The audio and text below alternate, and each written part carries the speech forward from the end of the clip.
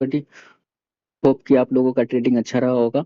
मैंने जो भी एनालिसिस दिया था वो एनालिसिस परफेक्टली वर्क किया है। मैंने आपको बताया था कि मार्केट का जो व्यू है वो ये है कि मार्केट 6450 बैंक निफ्टी में 6450 के आसपास मार्केट जाने वाला है। ये हमारा पिछला लेवल है जिसे टच करके मार्केट रिट्रेसमेंट करेगी, पुल बैक करेगी और हमारा होप था कि मार्केट इस डिमांड एरिया को टैप करेगी।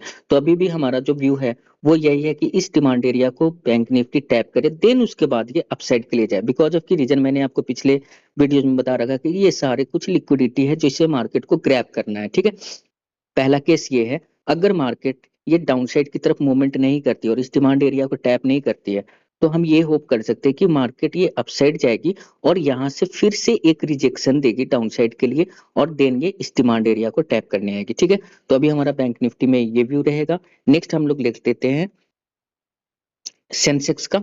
सेंसेक्स में हमारा व्यू जो था वो हमने ये आपको सप्लाई एरिया ड्रॉ करके दिया था कि इस सप्लाई एरिया तक मार्केट का आने का चांसेस है कि मार्केट इस सप्लाई एरिया को टैप करेगी और मार्केट ने टैप भी किया है और एग्जैक्ट उसी सप्लाई एरिया से मार्केट पुल बैक ली है और पुल बैक लेकर के डिमांड पे टैप किया है। तो अभी सेंसेक्स में जो हमारा होप है वो ये है कि मार्केट अपसाइड के लिए जाए। तो जब ये सेंसेक्स में अगर ये अपसाइड के लिए मोमेंट है तो अभी तो निफ्टी का हमने आपको बैंक निफ्टी का बताया कि ये डाउनसाइड का मोमेंट है। तो उस वक्त सेंसेक्स क्या करेगा, उस वक्त सेंसेक्स ना आपका एक रेंज एरिया में ये घूमेगा, ये रेंज बनाएगी कुछ देर के लिए एंड देन बैंक निफ्टी के साथ सिंक्रोनाइज होकर के निफ्टी के साथ सिंक्रोनाइज होकर के ये अपसाइड का मोमेंट देगी। ठीक है, इसी तरीके से हमारे पास नेक्स्ट है निफ्टी का मोमेंट, उसे देख लेते हैं। निफ्टी का जो मूवमेंट है हमारा वो ये है कि मैंने आपको लेवल दिया था कि मार्केट अगर ये गैप अप ओपन होती है और मार्केट अगर मोमेंटम देती है डाउनसाइड का देन ये डाउनसाइड के लिए मूवमेंट करेगी। लेकिन अभी निफ्टी ने डाउनसाइड का मोमेंटम दिया और ये फुल्ली डाउनसाइड का प्रॉपर मूवमेंट दे करके इस डिमांड एरिया को टैप नहीं किया है।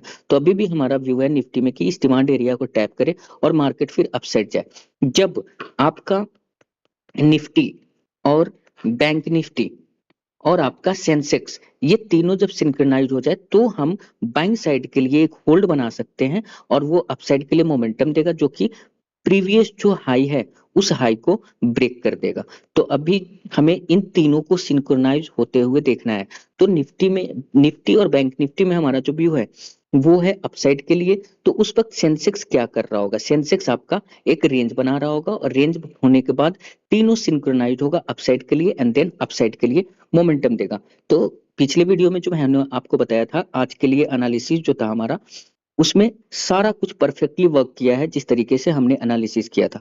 इसी तरीके से आपको एवरीडे आपको चार्ट एनालिसिस मिलता रहेगा। नेक्स्ट डे के लिए आप लोग इस चैनल को सब्सक्राइब कर लीजिए एंड अपने फ्रेंड सर्कल में भी इसे सब्सक्राइब करवा सकते हैं डेली अपडेट के लिए। Thank you.